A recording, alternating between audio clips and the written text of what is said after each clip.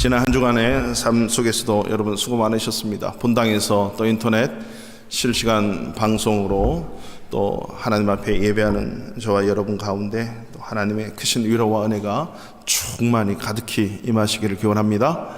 아멘, 할렐루야. 우리 서로 그렇게 축복하고 인사 나눕니다. 주님의 사랑으로 사랑합니다. 이렇게 시작.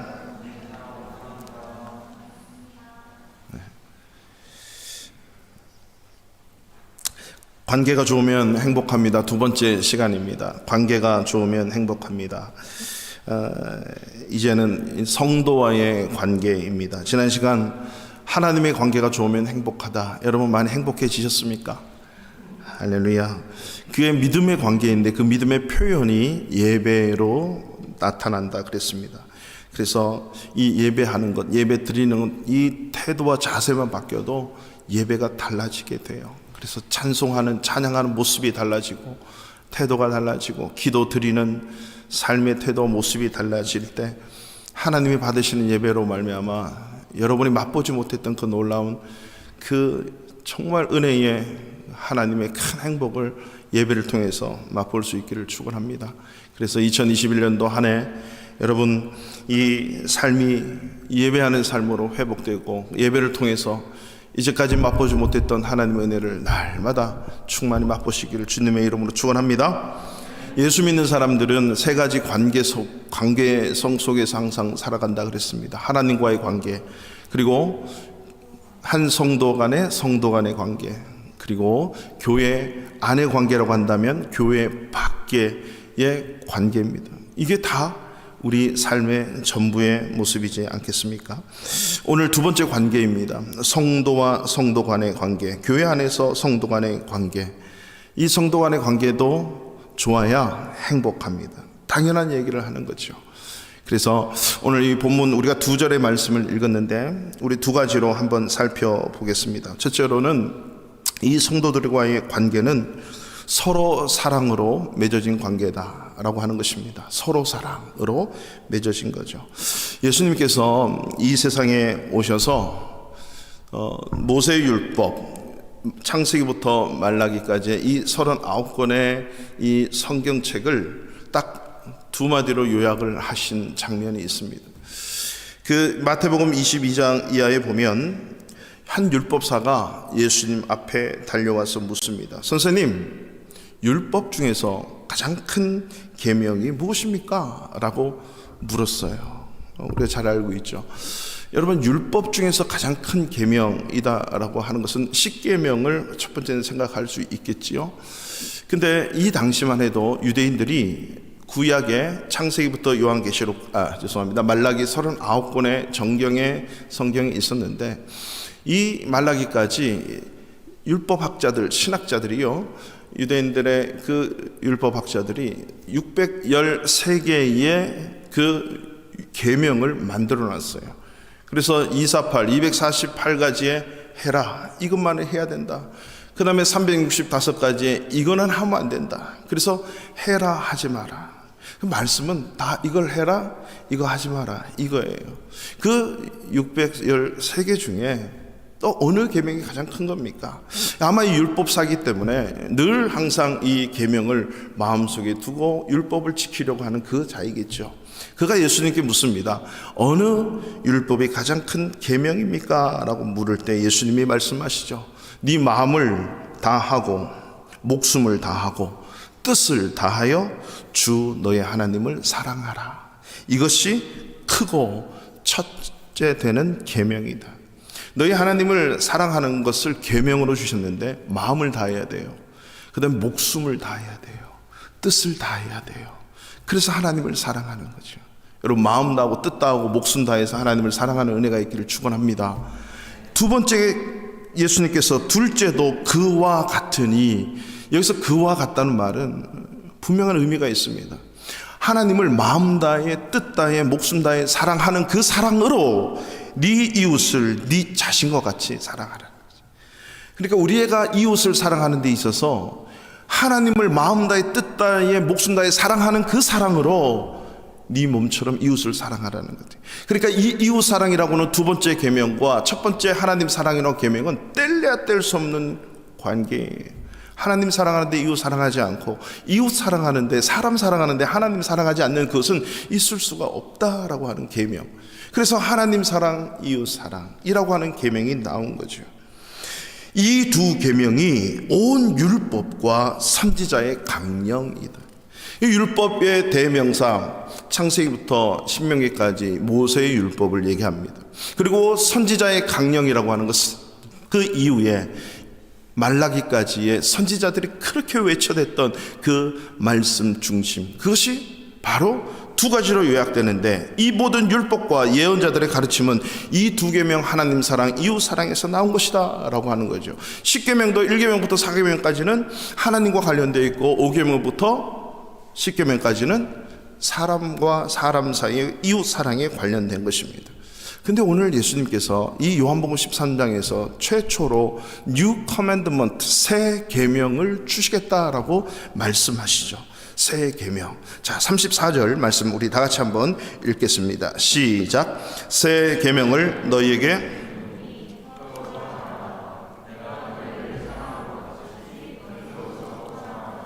아멘. 새 계명을 주노니, 그 새 계명이 뭐냐? 서로 사랑하라. 서로 사랑하라는 거예요. 사실 이웃 사랑이라고 하는 개념 자체가 이스라엘 백성들 사이에서 주어진 것인데, 출애굽을 해서 율법을 받고 광야 땅에 살아갈 때는 이스라엘 백성들이 200만 명이 한 가족이에요. 하나님의 가족, 이스라엘 공동체. 이것을 신약에서 뭐라고 해석하냐? 광야 교회라고 얘기를 합니다. 그러니까 이 이웃 사랑이라고 하는 광야 교회, 그 벌판 그 광야에서 이스라엘 백성들 외에는 함께 사는 백성 노예 빼고는 없어요. 이스라엘 백성들끼리 서로 이웃 사랑을 해야 된다는 거죠. 이게 하나님의 가족 간의 사랑이라고 하는 개념인데요, 신약에 와서 예수님이 새 계명이라 그러니 이것 말고 또 있나 생각을 했는데, 오히려 이 이웃 사랑, 하나님 사랑을 이어주는 그 사랑, 실제적인 삶의 사랑이 뭔가를 다시 한번 새롭게 가르쳐 주시는 내용이죠. 이것이 뭐냐? 서로 사랑이에요. 서로 사랑. Love one another. 서로 사랑하는, 200만 명이 다 서로 사랑하는 거예요. 이게 바로 예수님께서 말씀해 주신 서로 사랑이라고 하는 제자들에게 주신 장면, 그 계명입니다. 자, 요때의 13장은 어떻게 되냐면, 예수님이 6월절 어린 양으로 잡히시기 전에 제자들과 함께 모여서 세족식을 거행을 하세요. 이같이 섬기라고. 그 다음에 성만찬식을 하세요. 그 성만찬식을 거행하면서 예수님이 팔리고, 예수님을 그 팔릴 때 넘겨주는 자가 누구인지 한 명을 딱 찍는데 가룟 유다예요. 그 가룟 유다가 예수님 잘못했습니다, 딱 엎드려서 이렇게 해야 되는데 열받아가지고 삐져가지고 나가버려요. 그 나가는 가룟 유다를 나가고 난 후에 예수님이 뭐라 그럽니까? 인자가 영광을 받았다. 하나님도 인자로 말미암아 영광을 받으셨다. 이 장면 끝나고 주님이 다 영광 받았다, 이루어졌다라고 얘기하는, 여기는 숱한 의미가 있습니다. 자, 12명 중에 한 명 나오고 11명이 남은 그 제자들을 향해서 예수님이 말씀을 하시죠. 서로, 내가 새 계명을 줄 텐데 서로 사랑하여. 11명을 향해서 서로 사랑하라는 거죠. 저 나를 버리고 우리를 버리고 떠나간 저 한 명마저도 사랑할 수 있는 그 사랑하라는 거죠. 자, 여기서 서로 사랑할 때, 서로라고 하는 이 개념은 두 가지의 개념이 있어요. 첫 번째는 육적 가정을 얘기합니다. 육적 가정. 엄마, 아빠, 부모님을 중심으로, 부부를 중심으로 해서 이루어진 육적 가정 속에서 서로 사랑해야 되는 거예요. 그 다음에 하나님을 한 아버지라고 부르는 영적 가정의 개념이 서로 사랑해요. 바르샤바 한인교회 성도라고 하는 그 이름 하에 모인 우리 모든 교회 식구, 교회 가족들이 서로 사랑해야 된다는 거죠. 그 다음에 사랑이라고 하는 개념도 우리가 분명히 여기서 알고 넘어가야 돼요. 오늘 이 본문에서 말하는 사랑이라고 하는 이 단어는 우리가 한국말로 볼 때는 사랑이라고 하는 단어로 쭉 나와 있는데, 분명히 이 성경이 쓰여진 원문 헬라어에는 사랑이라고 하는 단어가 다 다르게 나타난다는 거죠. 제가 많이 말씀드렸죠. 헬라어에는 기본적으로 사랑이라고 하는 단어가 4가지가 존재합니다. 그래서 남녀 간의 사랑을 할 때는 이 본문에 나타나는 사랑이라는 단어를 쓰지 않아요. 에로스, 그래야 남녀 간의, 남자가 여자구나, 남녀 간의 사랑을 얘기하는 거예요. 남녀 간의 사랑을 얘기할 때 에로스라고 해요. 그 부모와 자식 간의 그 혈연적인 사랑을 뭐라 그러냐, 이것을 스톨게라고 하는 거예요. 스톨게 그러면 혈연의 사랑이구나, 부모의 자식 사랑이구나. 그 다음에 한 가지가 뭐냐면 필레아 사랑이라고 하는 거예요. 이 필레아 사랑은 소위 말해서 여러분 박애주의, 인간의 친구와 친구 사이, 내가 아닌 다른 사람들과의 그 사랑을 갖다가 필레아 그래요. 그 필레아 그러면 딱 느낌이 오는 거죠, 그들이 말할 때는. 그리고 마지막 한 가지가 뭐냐면 아가페라고 하는 거예요. 오늘 이 본문에서는 아가페, 이 아가페는 하나님의 사랑, 절대적인 사랑, 무조건적인 사랑이에요. 이 무조건적인 사랑을 unconditional love라 그러죠. 반면에 이 3가지 스톨게, 필레아, 에로스는 conditional love예요. 조건이 있는 거죠. 이 조건적인 사랑이 우리 서로 사랑에 있으면 안 되고 unconditional love, 무조건적인 사랑으로 사랑하라는, 이게 서로 사랑. 여기서 말하는 사랑 자체가 다 아가페라고 하는 거예요. 자, 이 아가페 사랑이 당연히 가족끼리 이루어져야 되고, 당연히 서로 이루어져야 됨에도, 믿는 자들끼리 이루어져야 됨에도 불구하고 이게 버겁게 느껴지는 이유가 왜 그럴까요? 이 아가페 사랑이 과연 가능할까라고 하는 거죠. 여러분, 가능하다고 믿습니까? 이 하나님은 불가능한 것을 성경에서 절대 말씀하지 않으셨다는 걸 미리 알고 성경을 읽으셔야 됩니다. 성경 그 어디에도 우리가 행하지 못하는 일들을 주님이 절대 명하시거나 말씀하지 않으셨다. 우리가 다 할 수 있는 거다. 그러니까 서로 사랑하는데 아가페로 사랑해야 되는 거죠. 에로스, 스톨게, 필레아는 그 밑에 하부 구조라고 하는 거죠. 그 하부 구조라고 하는 것은 이 에로스도 스톨게도 이 필레아 사랑도 unconditional love, 아가페를 향해 달려갈 수 있어야 온전한 사랑이 된다라고 하는 거죠. 완전한 사랑이 된다. 부부간의 사랑에 이 에로스거든요. 부부간의 사랑은 그 부부간의 사랑이 이 에로스로만 끝나는 unconditional love가, conditional love가 되지 말고 아가페로 향해 나가 있어요. 이럴 때 진정한 가족, 믿음의 공동체의 사랑이 이루어질 수 있음을 말씀해 주는 거죠. 자, 어떻게 이 아가페의 사랑이 가능한가? 13장 1절을 우리 성경책 한 장만 앞으로 가시면 오늘 본문의 13장 1절을 한번 읽어보실까요? 우리 1절 보세요. 6월절 전에 예수께서 자기가 세상을 떠나 아버지께로 돌아가실 때가 이른 줄 아시고 세상에 있는 자기 사람들을 사랑하시되 끝까지 사랑하시니라. 아멘. 자, 예수님께서 돌아가실 때가 이른 줄 아시고 세상에 있는 자기 사람, 이게 이제 자기 사람들을 사랑하시되 끝까지 아가페 했다는 거예요. 한번 아가페 했으면 끝까지 아가페 했다는 거죠. 여기 자기 사람이 누굽니까? 믿는 사람이에요. 예수를 따르고 예수를 믿는 사람들을 한번 사랑하시되 끝까지 사랑해. 그 사랑으로 어떻게 하라는 것입니까? 사랑하라는 거죠. 34절을 보세요. 새 계명을 너희에게 주노니 서로 사랑하라. 내가 너희를 사랑한 것, 이것이 13장 1절에 걸리죠. 자기 사람을 사랑한 것, 끝까지 사랑한 것 같이 너희도 서로 사랑하라. 12명의 제자를 사도로 부르셨는데 그 사도 12명은 서로 우리를 버리고 간 저 가룟 유다조차도 unconditional love로 사랑해라라고 하는 거죠. 할 수 있다. 그 가룟 유다조차도 용서받을 기회가 있었고 용서하면 용서해줘야 되는 그 unconditional 아가페, 이 사랑으로 서로 사랑하라고 하는 거죠. 이 서로 사랑의 범위는 일단 우리끼리예요. 우리 가족끼리, 우리 교회 성도끼리 사랑하라는 거죠. 계속적으로 예수님은 이 서로 사랑을 이제 13장부터 반복을 하세요. 15장에도 내 계명은 곧 내가 너희를 사랑한 것 같이 너희도 서로 사랑하라. 주님의 계명은 서로 사랑하는 거예요. 서로 사랑. 너무나도 중요한 거죠. 이 서로 사랑이라고 하는 이 말씀을, 이 요한복음을 쓴 사도 요한은 자기의 생명 다하기까지 이 서로 사랑을 가슴에 깊이 쌌습니다. 그리고 영원한 세상에 가서 이 서로 사랑만이 남는다. 이 영원한 사랑, 사랑은 영원하다. 이 아가페 사랑만이 영원하다는 것을 알고 요한계시록까지 기록하죠. 그리고 요한 1, 2, 3서를 기록을 합니다.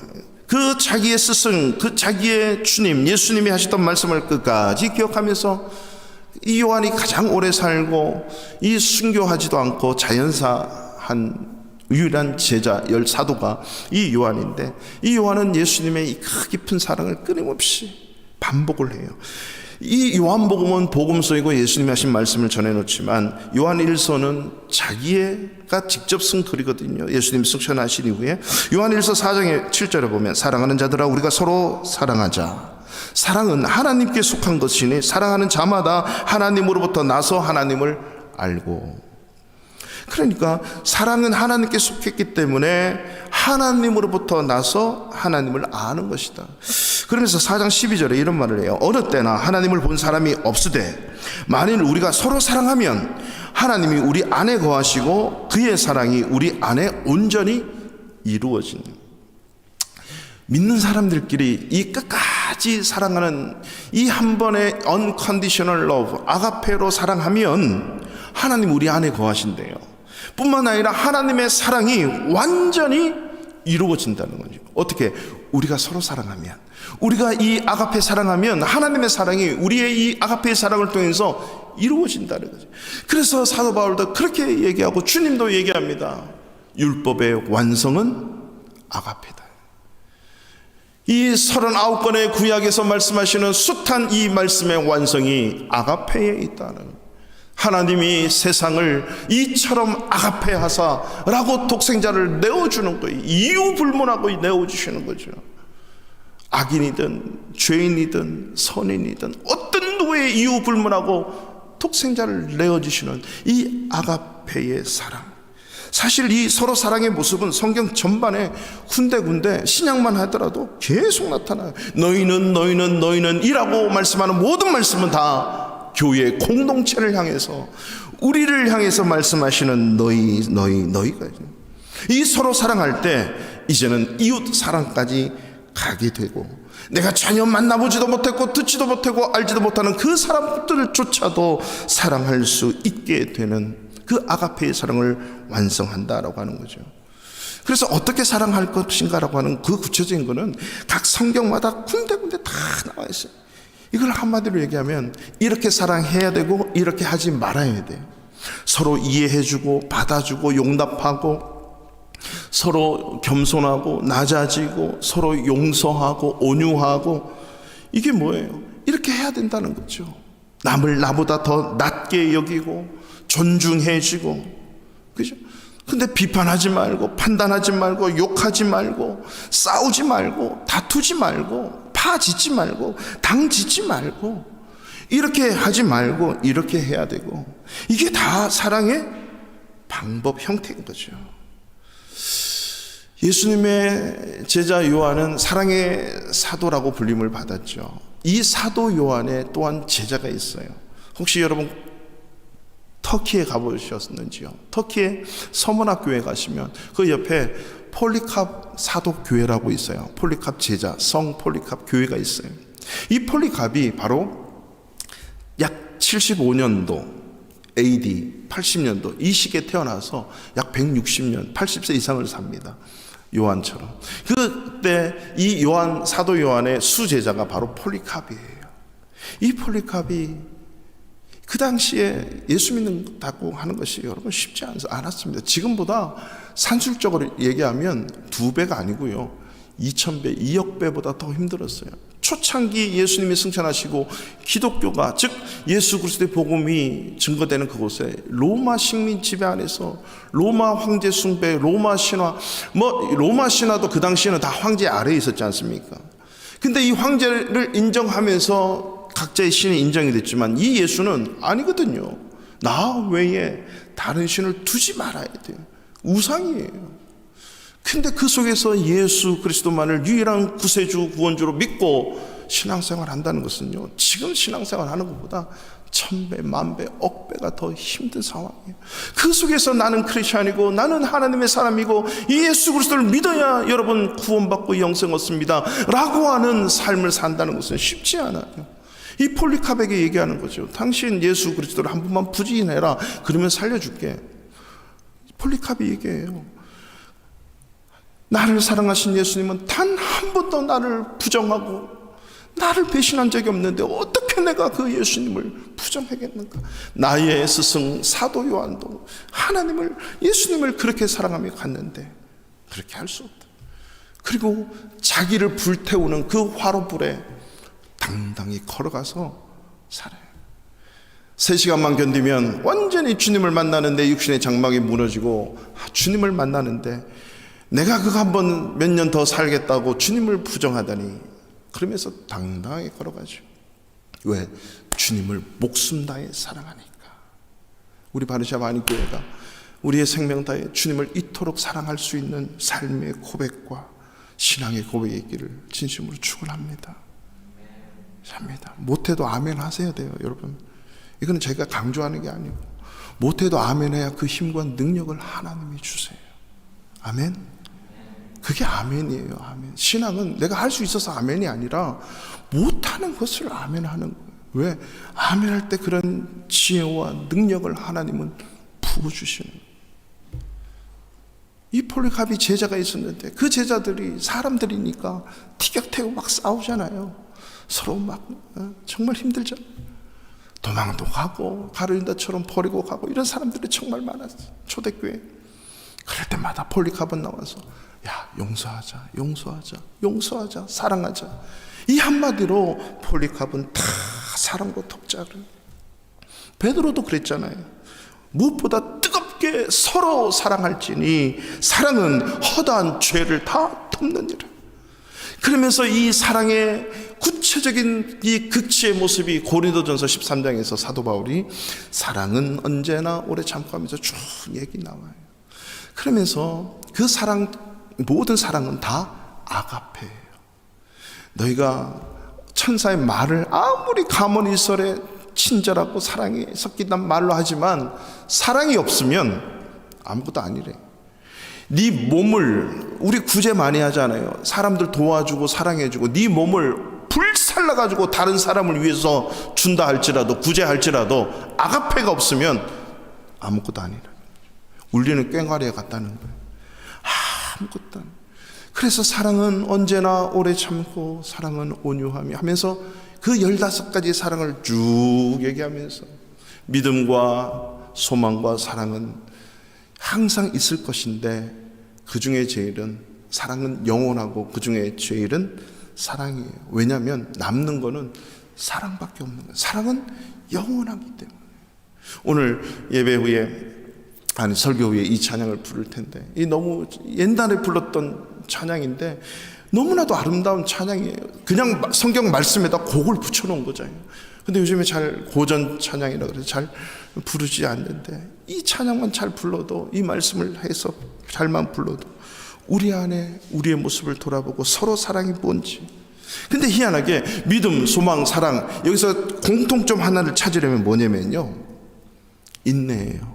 사랑은 언제나 오래 참고부터 맨 마지막 13, 14, 5번째가 뭐냐면, 10번째부터 해가지고 뭐냐면, 사랑은 견디고 참고 견디느니라. 사랑이 견딘대. 믿음 또한 인내의 믿음, 성도들의 인내가 여기 있나니 예수에 대한 믿음 뿐만 아니라 소망도 그래요. 소망도 데살로니가전서 1장 3절에 보면 너희의 믿음의 역사와 사랑의 수고와 우리 주 예수 그리스도에 대한 소망의 인내를 우리 아버지 하나님 앞에서 끊임없이 기억하며, 소망의 인내, 믿음도 소망도 사랑도 다 이 인내가 필요한 거죠. 저는 우리 교회 성도님 새해에 이 가족에 대해서 서로 인내하십시오. 버럭버럭 화내지 말고. 근데 그게 잘 안 돼요. 왜? 친한 가장 친하고 가까운 자끼리 화도 내고 막 열도 받고 막 이게 쏟아붓기도 하고 막 삐지기도 하고, 이게 사실은 가족이니까 그렇거든요. 제가요, 임마누엘 교회 어떤 성도님한테 절대 삐지지 않습니다. 임마누엘 교회 성도님도 저한테 절대 삐지지 않아요. 왜요? 서로가 관계가 아직 교회 바뀌니까. 근데 우리 교회 성도들끼리는 서로 그런 현상이 있을 수 있어. 그럴 때마다 이 사랑장을 써내려가든지 부르시든지 하셔야 돼요. 사랑장을 쓰고 부르고. 우리 가족이 그렇잖아. 부부지간에요, 상처를 제일 많이 받고 상처를 가장 많이 주잖아. 가족도 그래요. 부모가 상처 가장 많이 주고 상처 가장 많이 받고 자녀도 그래요. 근데 나는 상처 받은 게 없어요. 이 자체가 상처 받으신 거예요. 나는 상처 준 적이 없대. 그 자체가 상처 준 거라니까요. 우리는 너무 몰라요. 자기밖에 모르는 거죠. 왜냐하면 가족은 그런 거예요. 그래서 뭐가 필요해요? 서로 사랑이 필요해요. 서로 사랑이 필요 없다면 그렇게 말씀하지도 않으셨어요. 그래서 가족끼리 힘들고 어려우니까 이 서로 사랑이 필요한 거예요. 필요한 거예요. 그리고 성도끼리도 이 서로 사랑이 필요하니까, 그래서 주님이 말씀하시는 2021년 새해 우리 가족끼리 그리고 우리 성도끼리 서로 사랑을 이루어 나가시기를 주님의 이름으로 축원합니다. 두 번째가 살필 것은 바로 그 서로 사랑의 표현은 함께하는 공동체로 나타나는 거예요. 서로 사랑, 우리 이론을 알았는데 어떻게 나타나는가? 함께하는 공동체로 나타난다는 거죠. 함께 예배하고 함께 기도하고 함께 말씀 듣고 보고 함께 사역을 같이 하고 함께 봉사하고 함께 헌신하고 함께라고 하는 거죠.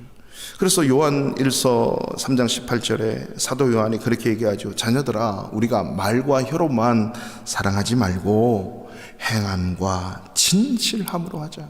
행함과 진실함, 이게 뭐냐? 마음 다하고 뜻 다하고 목숨 다해 사랑하자는 거예요. 이게 가족끼리, 성도끼리. 그래서 가족은요, 그렇게 오늘 아침 막 이렇게 막 다투다가도 조금 그냥 한번 지나면 언제 그런 듯이 같이 먹여주고, 또 아빠, 아들, 딸, 여보 이렇게 하는 게 서로 뭐예요? 이게 가족이잖아요. 그죠? 오늘 한번 부부싸움을 오늘 한번 했다 그래서 영원히 안 본 그런 거 없잖아요. 엄마한테 삐지고 자식한테 삐졌다 그래서 오늘 안 봅니까? 아니 내일도 안 봅니까? 그렇지 않아요. 정한 시간 되면 언제 그랬는지 그냥 이해하고 또 넘어가죠. 그래서 그런 것을 자주 반복하지 말고, 그런 아픔의 시간 갖지 말고 서로 진실됨과 행함으로 서로 사랑해서 그런 것을 극복하고 이겨내요. 좋은 관계 속에서 가족 간에 서로 성도끼리 행복을 맛보자라고 하는 거죠. 자, 우리가 하나님 사랑이 하나님께 예배드리는 것으로, 그리고 하나님께 예배드리는 이 우리 성도가 그 예배로 인하여서 사랑의 삶을 산 것, 이게 뭐냐? 바로 성도의 관계가 이루어지는 거예요. 이것을 가장 잘 표현하고 있는 성경이 어디냐면요, 로마서입니다. 로마서. 이 로마서는 소위 성경의 심장이라고도 불리죠. 로마서. 이 로마서의 핵심 주제는 믿음으로 구원받는 거예요. 어떤 행함으로, 행실로 구원받는 게 아니고 무조건적인 주님의 사랑으로 은혜로 주어지는 믿음 때문에 구원받은 것이다 라고 하는 거예요. 이것을 총 16장 중에 11장까지 설명을 해놓은 거예요. 믿음으로 구원받는 그 은혜가 뭔지를 구약을 설명하고 쭉 스토리를 설명하면서 우리가 믿음으로 구원받은 거야, 믿음으로 영생을 얻은 거야 라고 하는 이 신칭의의 믿음, 이게 구원받은 자들이다 라고 하는 거죠. 자녀들이 서로 막 싸워요. 자녀가 둘 되면 잘 몰라요. 셋, 넷 되면 서로 치고받고, 야, 내가 엄마 아빠가 날 더 사랑해, 널 더 사랑해, 너만 사랑해, 나만 사랑해, 우리 둘 사랑하지 않아. 만약에 그렇게 하고 있다면 부모님들 딱 와서 보고 잘 논다 이러지. 그래, 맞아, 너를 제일 사랑해, 너는 안 좋아, 이렇게 하는 부모가 어디 있겠냐고요. 그래서 서로 사랑이 필요한 거거든요. 이게 성도 간에 이루어지는 건데 이것을 로마서에서 말씀하고 있습니다. 11장까지 믿음으로 구원받는다. 그러면서 12장부터는 구원받은, 즉 한 형제 한 자매된 이 성도끼리 어떻게 삶을 살아야 되는지 아니? 라고 하면서 그러므로 라고 시작하는 구절이 있거든요. 성경책 가지신 분들은 로마서 12장을 한번 펴보실까요? 몇 번만 넘기시면 돼요. 쭉쭉. 사도행전 다음에 로마서거든요. 로마서 12장을 한번 펴보십시오. 12장 1절 우리 한번 보실까요? 다 같이 우리 1절 한번 12장 1절 읽습니다. 시작. 그러므로 형제들아 내가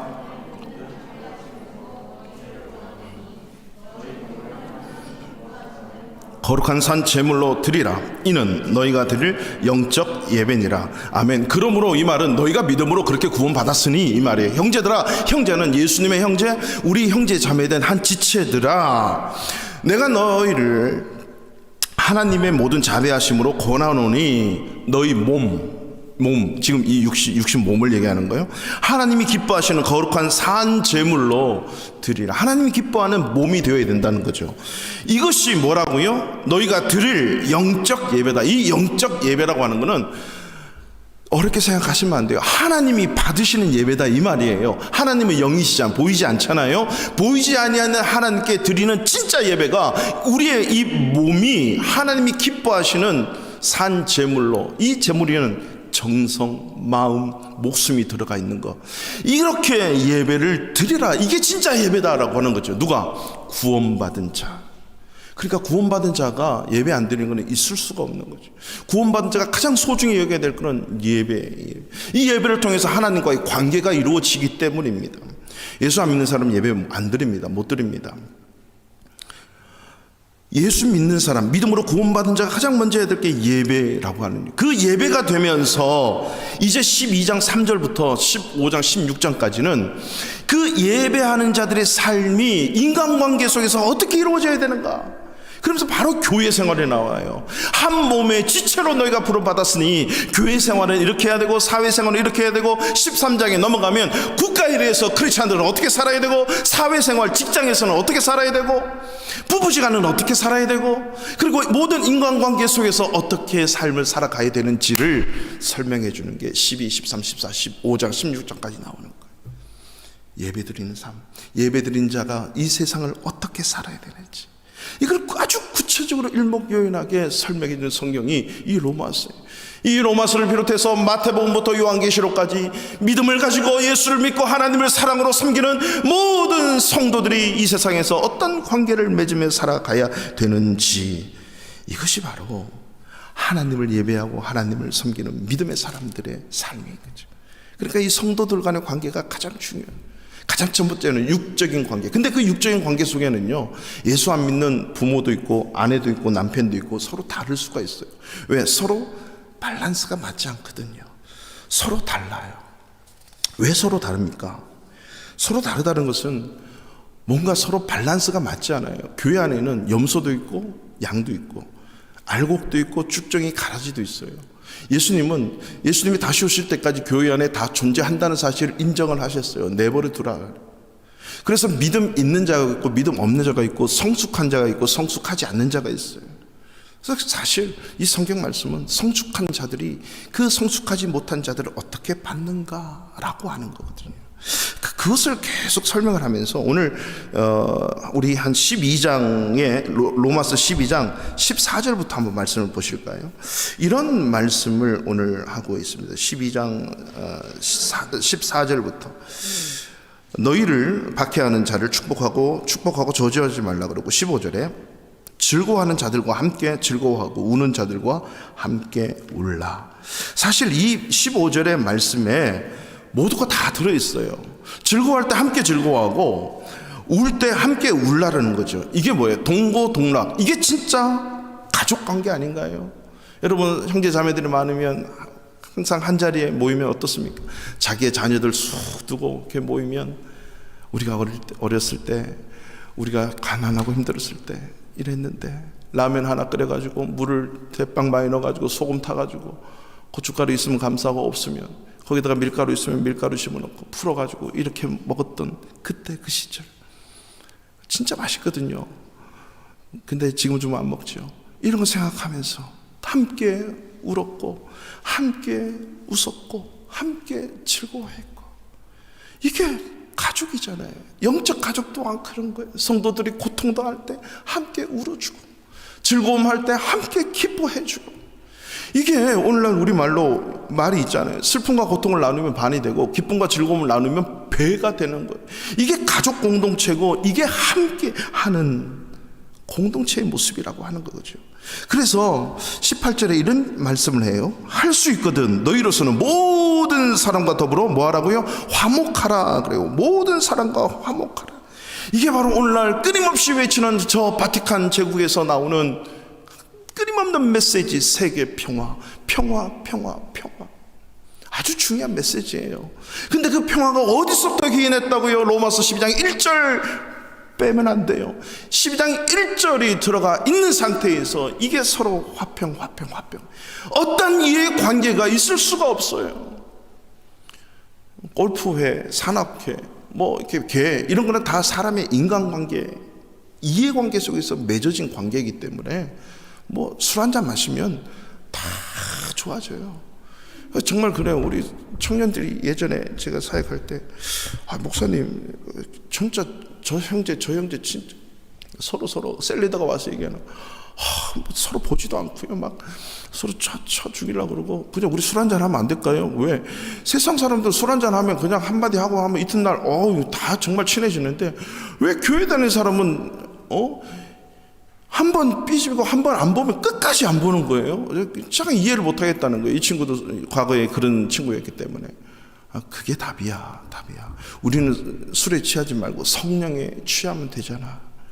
그 술보다 더 좋은 게 바로 성령의 술이거든요. 이게 바로 예배의 관계 속에서 함께 예배하고 함께 나누지 못하면 이게 그렇게 된다는 거예요. 여러분, 우리가 가족이라는 말 중에 식구라는 말이 있죠. 예전에 말씀드렸는데 식구는 먹을 식자에 대한 입구자예요. 그럼 함께 먹는 공동체가 가족이에요. 식구, 우리 식구 그러면 함께 늘 먹어요. 예전에는 농경문화이기 때문에 아침, 점심, 저녁 항상 먹었잖아요. 그 중에 참도 먹었어요. 그래서 늘 항상 5끼를 같이 먹었다고요. 저도 기억나요. 늘 같이, 이게 한 입, 한 식구거든요. 이 양식을 같이 나누면, 먹는 걸 같이 먹으면, 밥상 공동체가 되면 그만큼 우리 가족 애가 생기는 거예요. 영적도 마찬가지예요. 영적인 양식은 말씀을 함께 같이 먹고요, 기도를 함께 같이 하고요, 함께 같이 나누고 같이 먹으면 이게 영적 식구가 돼버리는 거예요. 함께 울고 함께 웃는 이 진정한 공동체가 되는 거죠. 이러한 식구가 되려면 반드시 어떻게 해야 돼요? 내 몸을 함께 해야 돼요. 그 다음에 내 몸이 있는 시간을 함께 해야 밥을 먹을 수가 있거든요. 하루 5끼를 먹으려면, 아니 3끼만 먹으려도 내 몸과 시간을 내야 돼요. 영적인 양식도 마찬가지예요. 함께 예배하는 몸이 와야 되고 함께 시간을 보내는 것 너무 중요한 거예요. 이게 바로 진정한 영적 다 함께하는 공동체. 요즘 우리 청년회가 줌으로 셀 모임을 하고 있는데, 어제 이제 우리 교제가 이제 세들백 교회 담임 목사님이 쓰신, 리고레 목사님이 쓰신 목적이 이끄는 삶이에요. 이걸 이제 한 챕터씩 하는데, 어제 그 목적이 이끄는 삶에 가장 중요한 게 뭐냐? 삶의 가장 중요한 거. 그것은 바로 사랑이다. 여기서 나눴거든요. 그러면 이 사랑에 대한 가장 좋은 표현이 어떤 표현이냐라고 하는 건데, 그것이 함께하는 시간. 아빠들이 착각하는 게 있다는 거죠. 내가 돈 벌어주고 다 등록금 대주고 가정살림 하도록 다 해주는데 뭐가 부족해서 그렇게 하냐. 자녀들과 아내들이 원하는 것은 당신의 몸을 원하고 당신의 시간을 원해. 몸이 함께 와서 자녀들과, 몸이 함께 와서 아내들과 시간을 함께 보내면서 함께 나누어 먹는 것, 함께 하는 게 정말 중요해요. 영적인 것도 마찬가지고, 성도들과 함께 예배하는 시간, 함께 하는 시간이 너무너무 중요한 거. 이게 함께 나누지 못하면 어떤 현상이 나타나요? 지난 시간에 창세기 4장 말씀을 통해서 봤죠. 똑같이 예배 드렸어요. 아벨도 드렸는데 아벨과 그의 제물은 하나님이 예배를 받았어요. 근데 가인과 가인 제물을 안 받았어요. 예배가 실패한 거예요. 그러면 실패하니까 그 분쟁이 나타나기 시작하는데 다투고 죽이기까지 하는 거예요. 근데 하나님은 아벨을 찾으세요. 가인아, 아벨 어디 갔느냐, 아벨 어디 갔느냐. 예배하는 자를 찾으시는 거예요. 우리 성도들이 바로 이렇게 예배하지 못하는 자들을 찾아서 예배하도록 예배의 자리로 끌고 나와야 돼요. 어떻게 했는지 예배할 수 있도록, 방송 앞에서, 그리고 본당에서. 사실 요즘 오늘날 코로나19 때문에 교회는 점점 모이는 그 습관이 폐할 수밖에 없는 상황을 맞이하고 있다라고 해도 과언이 아니에요. 앞으로 어떻게 될지 사실 몰라요. 이렇게 점점 이럴 때에 이것이 당분간 지속되는 상황이라면 인터넷 화면으로 계속 만나야죠. 만나야 돼요. 줌에서 저희 청년회가 지금 10명 채 안 돼요. 재적 인원도 그렇고. 한 명 안 들어오면 왜 안 들어왔지? 무슨 일 있지? 어디 아픈가? 어떻게 됐는가? 또 우리 회장은 또 전화도 해보고 톡도 해보고, 어떻게 쓰든지 어떻게 해도 함께하는 시간, 함께하는 이 모든 방안과 지혜를 마련해야 돼요. 문제다, 끝나는 게 아니라, 문제를 덮는 게 아니라, 숙제구나, 과제구나, 즉 풀어야 될 숙제고 과제이기 때문에 기도하는 거죠. 하나님, 어떻게 함께하는 시간을 하고 함께 대면을 할 수 있을까요? 라고 하나님 앞에 지혜를 구하고 간구해야 돼요. 앞으로 이렇게 하지 못할 상황들이 점점점 많이 올 수 있다는 거죠.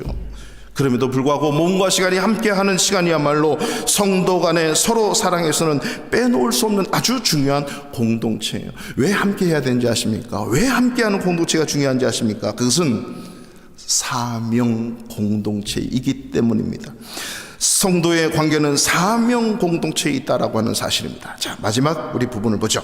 자, 35절 다 같이 13장 요한복음 13장 35절 다 같이 읽습니다. 시작. 너희가 서로 사랑하면, 아멘. 너희가 서로 사랑하면 모든 사람이 너희가 내 제자인 줄 아느라. 이 모든 사람은 지금 서로 사랑하지 않는 그룹 속에 밖에 있는 사람들을 얘기하는 거예요. 그 사람들이 너희라고 하는 건 서로 사랑하고 있는 너희를 얘기하는 거죠. 그 너희가 내 제자인 줄 아리라. 여기서 제자의 개념은 예수를 믿는 사람이에요. 예수님을 따르는 사람이에요. 서로 사랑하는 모습을 보고, 와, 저 사람이 참 좋아, 인품이 좋아, 역시 인격자야, 저 사람은 참 성품이 좋아서 저기 가면 야, 인간관계가 좋구나. 이게 아니라고 하는 거예요. 교회는 이거는 아직 단계예요. 이거는 세상 어디에 가도 정말 좋아요. 이런 관계가 정말 많지 않아요? 저도 여기 와서는 그런 관계를 못 맺고 있습니다만은, 목사님들도 많이 안 계시고 선교사님들도 없고, 아무튼 근데 이 세상 사람들이 우리 믿는 사람들을 보고 인격적으로 좋아, 저기 좋은 사람들을 모여서, 이게 아니고 예수 믿는 사람들은 뭔가 다르네. 예수를 따르는 사람은 뭔가 달라. 하나님의 사랑이 뭔가 느껴져. 하나님이 계시네. 이걸 볼 수 있어야 된다고 하는 거죠. 우리가 서로 사랑할 때.